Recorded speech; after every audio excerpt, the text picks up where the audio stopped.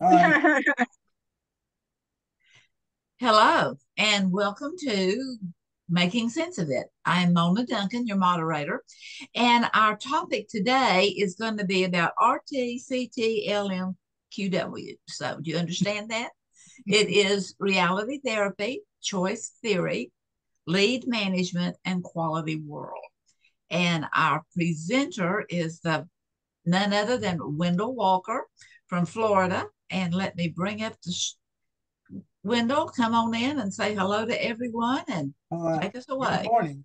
While Mona's putting up a handout that I have, um, just for the heck of it, three pieces of humor. Oh, that looks good, Mona. That looks quite good. Um, uh, Yogi Berra, they quote Yogi Berra, whether it's accurate or not, a number of times from the humor world. And he says he's reported to have said, when you come to the fork in the road, take it. It's so silly and stupid that it's funny too.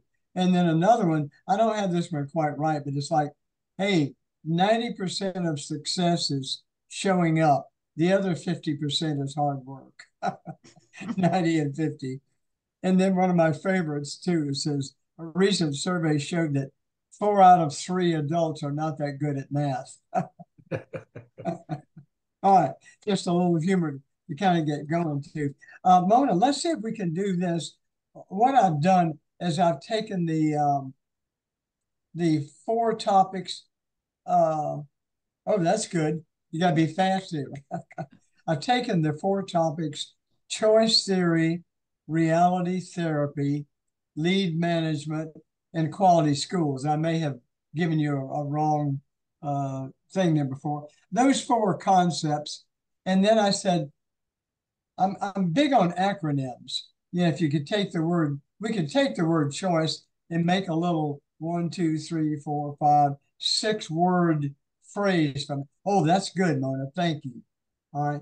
Uh, uh, I was going to see if I could make acronyms, but that was a little too tough. So I just used the words as the starting letter for some of the concepts. So I'm going to go through these. These will be things that you know that will make sense. And there's Alan. Welcome, Alan. Hi. I think that's Alan, right? Yeah. Um, and so I'm gonna read them. I may make an ad lib comment. I also invite your jumping in because if something grabs you, an example, an explanation, a clarification, a similar thing too. Uh, jump in right quickly and share that too. So under the category of choice theory, I've got see choices and choosing. Uh, Anytime that we're educating, counseling, consulting, or what have you, uh, or anytime I want to start using the word choose and choice as quickly as possible. Um, I may, I may, I mean, Glasser would even say something about how long have you been choosing to depress? I might not do that in the first few minutes. I, I might say, how long have you been feeling depressed? How long have you been choosing not to answer the phone and isolate yourself? But quickly as possible for people to hear the word choice connected to their and my own behavior, too. Uh, H, having options and hope. Um, and actually, a better phrase there might be realistic hope. I, I think it's paternalistic and maybe insulting when somebody says, there, don't worry your pretty little head. Everything's going to be all right. Everything is not going to be all right. We had an 82 or 3 year old tennis fellow locally who got diagnosed in December with like pancreatic cancer or something like that. And he died a month later, with all the wonderful medical stuff. Everything's not going to be all right. You're going to be driving. A friend of mine went out at lunchtime and was going to bring back some food for people. He never came back.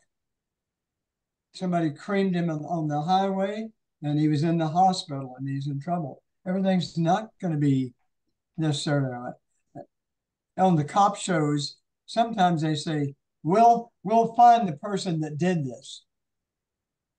I like a phrase, we're going to work our tails off. We're going to do our darndest to find it. We're going to work hard for you. That's what we'll be trying. But realistic stuff. Oh, this big thing here, choice theory is the opposite of external control psychology. And we're always making those comparisons and differentiations. As a reminder, Glasser used the term stimulus response early on. And some of his colleagues said, you don't want to do that because that is kind of a formal thing and you may irritate, but external control psychology. Now, I asked him one time, let me see, what's the Nowicki Strickland, locus of control. I got exposed to the term locus of control when I was in a doctoral program in counseling in Atlanta. And there's an instrument you can take and you answer the questions and the score comes up that you believe that you're mostly controlled by outside forces and events and other things, or you believe that where you are in life is mostly a function of your choices. And so, but Glasser never used the term locus of control, but that's exactly what choice theory is. It's an internal locus of control. And Dr. Les and Trichet and his wife both have established an organization called Internal Empowerment. So they're playing on that too. I for internally motivated. That's what we say. People are internally motivated, not externally motivated or controlled. Okay. Glasser's first attempt at converting Dr. William Powers' control theory was to write a book, the glossy black cover Control Theory. And it was very good, very, very good. But then there was concern, does that mean trying to control others? And that wasn't it at all. It meant control of myself, okay? Control of self and not others. This is perfect for choice theory. E is an explanation of motivation and behavior. Why and how we behave. And we got the needs and the wants and the total behaviors, that sort of thing. So that takes care of the word choice. Theory, T for total behavior of 4 components. We know that there's acting and thinking and they uses the car analogy, acting and thinking on the front wheels of the car and feeling and physiology on the back wheels. That's a marvelous concept. You could start off a little 1-hour presentation for a staff meeting with people and just do the total behavior thing. And it grabs people immediately. I have an activity where I ask them to do things and they either can or they cannot, and they have their hand up or down, indicating they can do it. And they see immediately that what they have control over is the thinking and the acting. And the others follow behind these two. H, helping myself without hurting others. That's important. There are people that I'm okay, you're okay. That's a win-win. Helping myself without hurting others. Actually, I could expand that to a more win-win kind of a concept. Now that I think about it, I did this handout a long time ago. But your assertiveness is we're trying to take care of our own needs without trampling over other people too. E, evaluate self right from the beginning in reality therapy.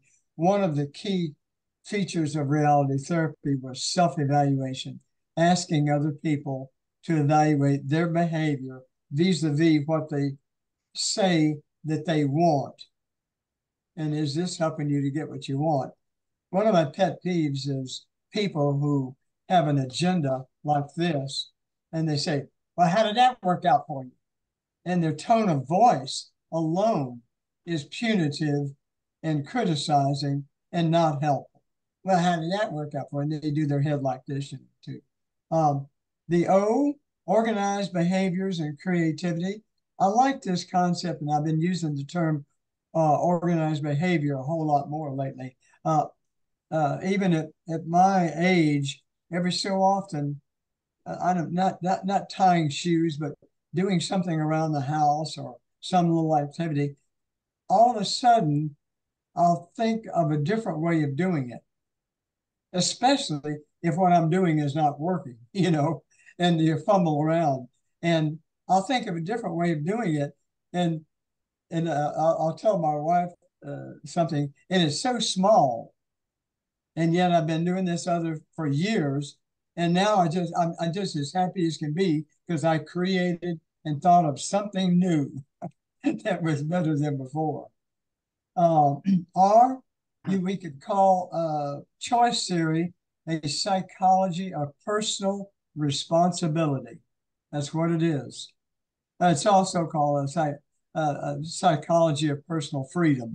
Those are great terms, and I think if we lead with those words when we're talking to other people, because other people are interested in freedom and other people are often interested in other people other than themselves being responsible for their behavior and not always for themselves. But that's where you lead. Would you be interested in learning about psychology that would help you teach your clients personal responsibility? Yeah. The only thing is, when we finish, you're going to be taking a look at yourself too. And so I did a workshop I did 30 2-day workshops for the Department of Corrections in Georgia around prisons and training centers and stuff like that. And the second day of one of them at lunch, I was sitting with a guy and he said, Wendall, he says, can I talk with you confidentially? I said, sure. I didn't say unless you're going to hurt somebody or, rob the place or whatever. I said, sure. He says, you keep talking about personal responsibility and what are you doing and is it working, what have you. He said, I've been working here for prisons for about 3 years. He says, I've decided I'm going to quit. This is not what I really want. And I don't like some of the things that are going on. It's not where I want to be. I want to be in a different milieu. So I said, well, I support you. Do me a favor. Don't write up on the workshop evaluation that you decided to quit because of my presentation. They might not hire me back again. We know that in choice theory, we've got these 5 basic needs, and those get translated. Mona, look at Mona highlighting these things as we go along. You're a Zoom expert here, Mona. Thank you. We know that we got the 5 basic needs, and that those get translated as metamorphized into wants, individual wants. Okay, so wants are driving people's behavior. So I want to talk about that. I want to ask about it. So choice theory. All right, let's move this up. Can we make a comment? Yes, please. Back to the organized behaviors and creativity. Oh, that's an interesting one because I've just been attempting to do that in simple things like shaving and the way I wash and so on. And I've found it extremely hard to change the methods I've used for shaving for years. I've asked, you start the left, you go to the right, whatever. I also asked my wife about some of the things she does in an organized way. And we both found it quite hard to actually change it, to just going from left to right to right to left instead as you do it. So it's amazing how our organized behaviors really get locked in our memory, and it is not easy to just change them. Right. And it seems like that I do things automatically, especially when you've done them so long, and but there really is still a choice, but it's just you've done it so often, it's the logical. I have a light switch by the front door that's not on the side of the wall by the door, and I think it's on the other side of the hallway, and I think 80% of the time I've lived here 2.5 years, I keep looking over toward the door to hit the switch, even though I keep telling myself, and I'm trying to train myself the other way. All right, reality therapy. We know that Glasser developed something, and finally there was a need to call it something or another, and he ended up calling it reality therapy, and it was the core of everything that he did at the time. At that time, he didn't have a well-developed psychology as a foundational understanding of behavior, choice. He had some ideas, and he quoted those too. But even early on, he said, relationships were so important, and develop a relationship with this helper to helpee, and he's always said that especially youngsters that are disillusioned with school and the situation, that they feel disconnected. And if they could have a relationship with one responsible, kind of caring adult, that would solve a lot of problems. Okay, too. In reality therapy, choice theory, we emphasize positives and strengths. Later, I'll come down here about present versus past. I'll come back to that too. We do more asking than telling. We ask a lot of questions. What brings you in today? What were you hoping to get from? If this turns out to be a pleasant, satisfactory session for you, what would we have accomplished? And that sort of thing. But asking, what do you want to? And of course, listening actively to people, listening and accurately responding, capturing the gist, capturing the details, capturing the impact. There's a cute, I wish I knew the origin of, because I like to give credit to people. I wish I knew the origin of this. Somebody somewhere did this, and I picked up on it, and it's a summarization of a small approach to therapy. What, so what, and now what? What's going on in your life right now? What brings you in? Okay. So what? Why is this important? How's it impacting your life? Okay, now that we know that, so what? So what are you going to do? It's really quite good. What, so what, and now what? Involvement with clients. At one time in the reality therapy 8 steps, we talked about make friends. And I went along for a good while saying that. And I think even on into the early parts of control theory. And finally, I realized that I don't have control over making friends.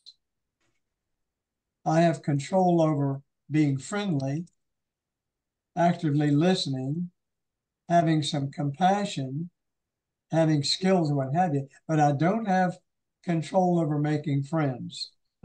You all heard me say I'm interested in math, and the 7 connecting habits and the 7 disconnecting habits that Glasser comes up with. I got to get this the right way. If I behave in these positive ways over here, I think I increase the probability that other people will choose to cooperate. Okay. If I operate in, and get my hand here, if I operate on these kind of behaviors, I think I increase the probability that they will choose to be obstinate, oppositional, and uncooperative. I can't make it happen. Uh, One of the things we want to do with in education, with counseling, with consulting, is teach people about choice theory. Uh, when people learn choice theory and start to grasp it and they read about it, they start making decisions that are more effective in their life.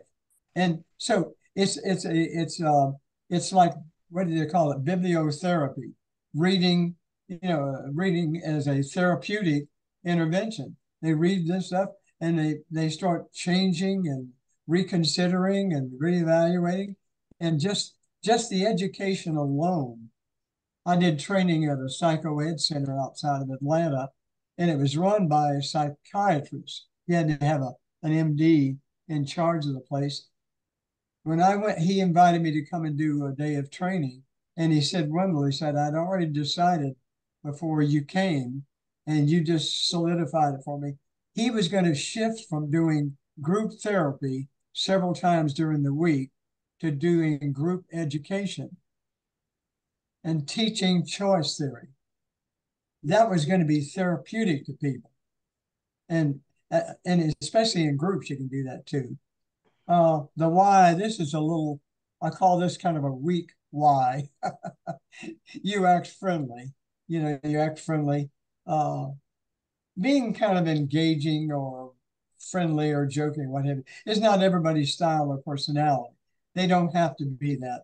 Probably a good thing to be act kindly to other people. Act kindly and respectful. You act kindly and respectful enough too. All right, let's go down to the therapy part, reality therapy. So the T, what hit me there was one of the four components of total behavior, thinking, and that's on the front wheel. We have control over that. Things can pop into my head, but I can turn right around, and right now I can stop and think about what I've got this afternoon. I can think about how am I going here? How am I doing on time? We can change that thinking. Now, there are things that will intervene and make our thinking more difficult. Drugs, stress, alcohol, unhappiness, what have you, too. The H under reality therapy, help people with planning. I don't want to, well, what do you think I should do, Sharon? What do you know a lot about this? Well, I don't know, Wendell. Well, you work with, yeah, I work with a lot of people, and I have some ideas, but I'd rather see if you could come up with some ideas. If you can't, maybe I'll throw some out there, but I want to help with planning. I don't want to plan or tell you or prescribe what you should do. And there are some therapeutic approaches. They use the term prescribe, just like you prescribe medicine too. E, encourage self-evaluation. I've talked about that. That's a hallmark of Glasser's approach anywhere. Encourage people to take a look. What do you think? I don't know what to do. Well, let's give it some time. Do a little thinking. Put your thinking cap on. R. This is at one time Glasser talked about the 3 R's of reality therapy. Sometimes people who've latched onto the Glasser bandwagon later on had never heard of his 3 R's. So if you make reference to it, they don't know what they are. But it's reality, responsibility, and right versus wrong. The A in the therapy is another front wheel of total behavior, acting and thinking. The P, the present time focus. We primarily want to do that. We have no ability to change what's in the past. Glasser's more extreme on that than other people. If I know. I had a positive thing here a while ago. One of the things that a person might do is just say, "Has this ever come up in the past? And if so, was there anything that you did that you had some success with?" Oh yeah, this happened and I did this and that worked out pretty good. So now we're looking for something in the past in the organized behavior, Roy, that was successful, not something that was just made things worse too. So acting, present time focus, and here's another kind of feeble attempt to put a Y in there. You avoid criticism and coercion of other people too. Then Glasser connected with W. Edwards Deming and the quality management stuff, and then we use the term lead management. And so here's those two words. Uh, Lead management, leading toward the vision or the mission, the objective of the organization or the committee, what have you. Our board of directors has a number of committees and people serve on those. They've got the overall vision of gift, and we're connected underneath the William Glasser Institute internationally. They've got vision and mission, and then the committees have sometimes mission statements too. You got to have a direct. Am I going? Uh, if you've ever been to Atlanta, I did this example. You can be downtown Atlanta and you're walking on the street and a car pulls over. Hey, I need some help. Yeah, sure, sure. We got off the interstate to go to the restroom, whatever, and I can't find my way back on. Well, where are you going? We're going to Alabama. Oh, all right, go down here 3 blocks, take a left. At the second light, you take a right. That'll take you right up on I-75, and you go about a mile and a half, and then take I-20 west. That'll get you to Birmingham in 2.5 hours. No, I'm not going to Birmingham. Oh, where are you going? Where do you want to go? I want to go to Montgomery. I'm sorry. I want to go to Mobile. Oh, no, don't take I-20. You see, I rushed in there, Mr. Fix-It, Mr. Know-It-All, with a solution, and I wasn't clear on what they wanted or where they were going. Oh, no, you need to bypass I-20, go further south, you take I-85, and that'll take you right down to Mobile in 5.5 hours. The vision, the direction, the goal, develop an environment of trust. The lead manager asks for staff input. What do you all think? You know, what ideas do you have? And boy, you can, and if you've driven out fear and that people are going to be hurt, penalized, or what have you, then we will start getting ideas from people. And then also, I can't remember, I saw this one time.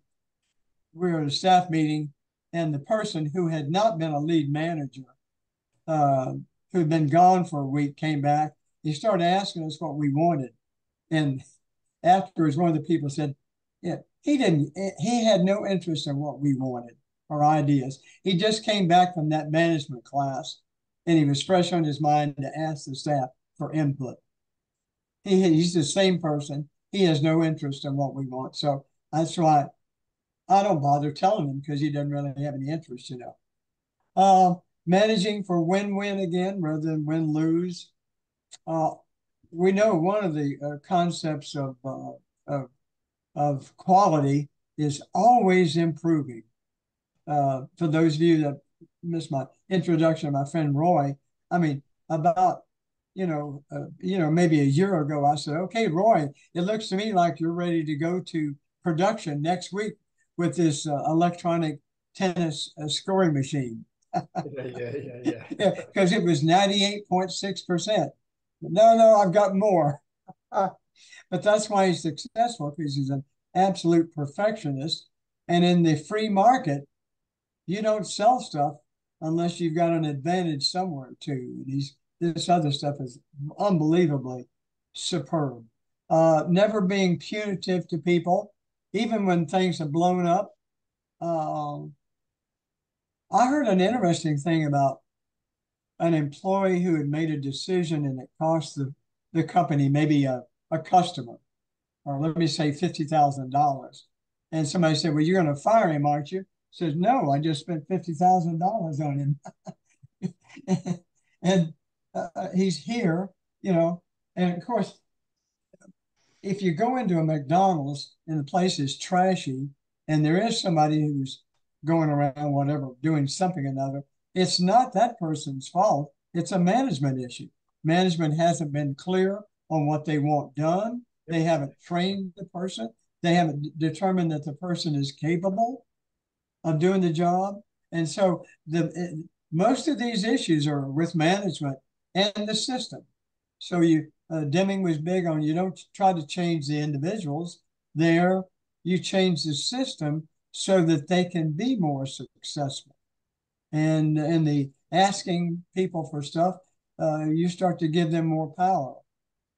There's nothing more aggravating to call a call center and you're asking for, I've done this a couple of times. I said, I'm asking you for to waiver the $25 late fee.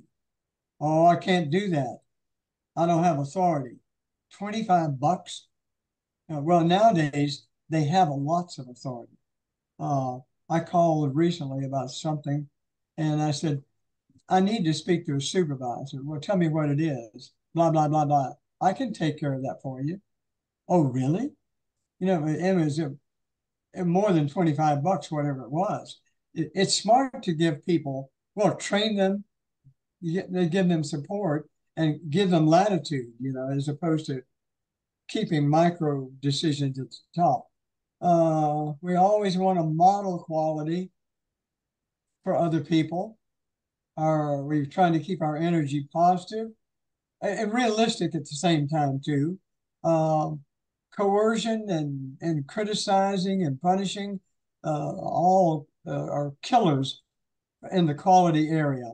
And of course, people need training, how to do it, and they need the tools to do it, what have you.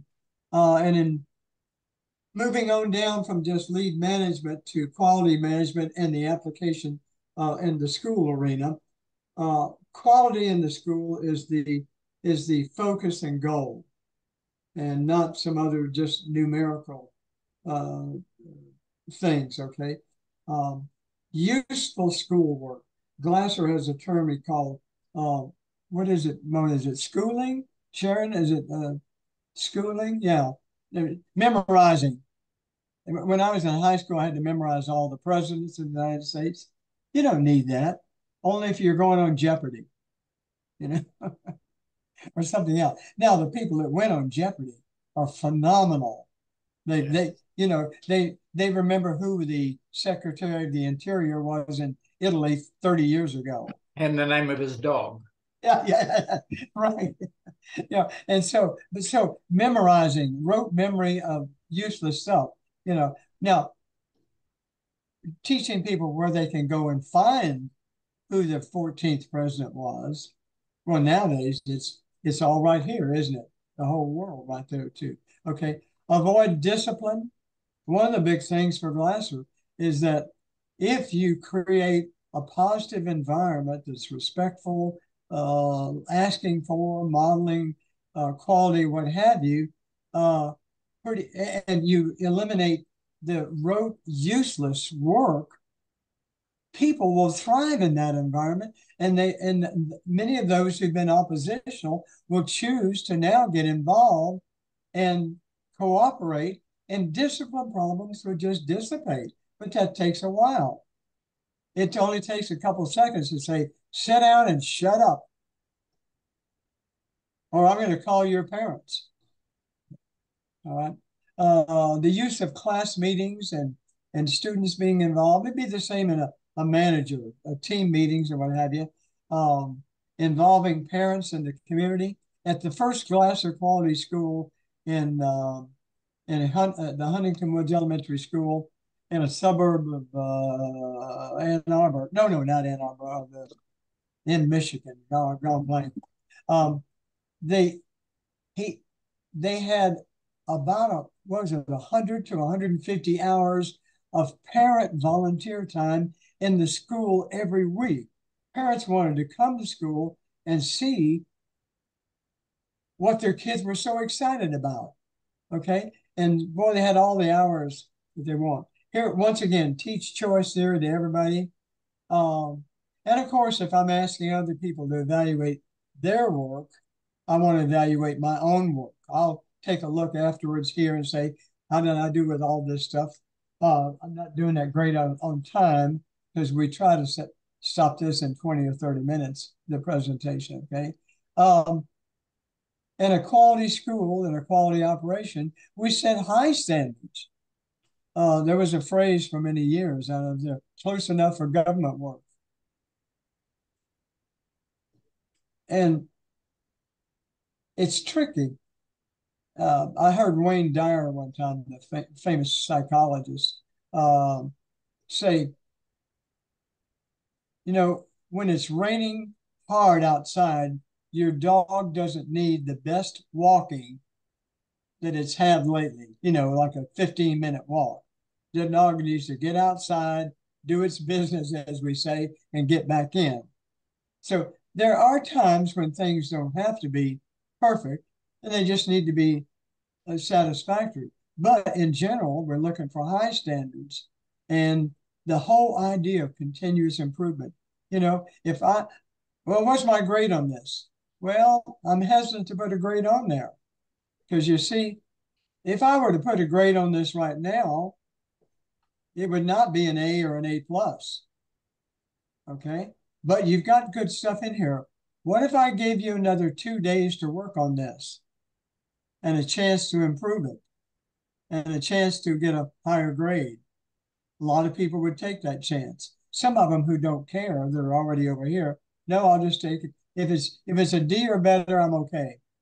And then, of course, the whole idea of helping others to help themselves. The old teach them to fish rather than give them a fish thing. I mean, that's classic too. Sometimes we also want to help people that are stuck by throwing out alternatives and choices. Oh, is that what you think I should do? I'm not saying that. I'm saying this is what some other people in this situation have done. Well, this is what I've seen some people do. I don't know what would be right for you. It's interesting about ownership by all. I'm trying to think of what I was thinking about when I put that down there. Well, we're all in together, and even though somebody else may own the business, we all own the success or failure of the operation. I don't know why this is grabbing onto me, but the difference, I heard a wonderful metaphor between the difference between renters and the owners. Renters have no ownership, and so may or may not be that careful with your property.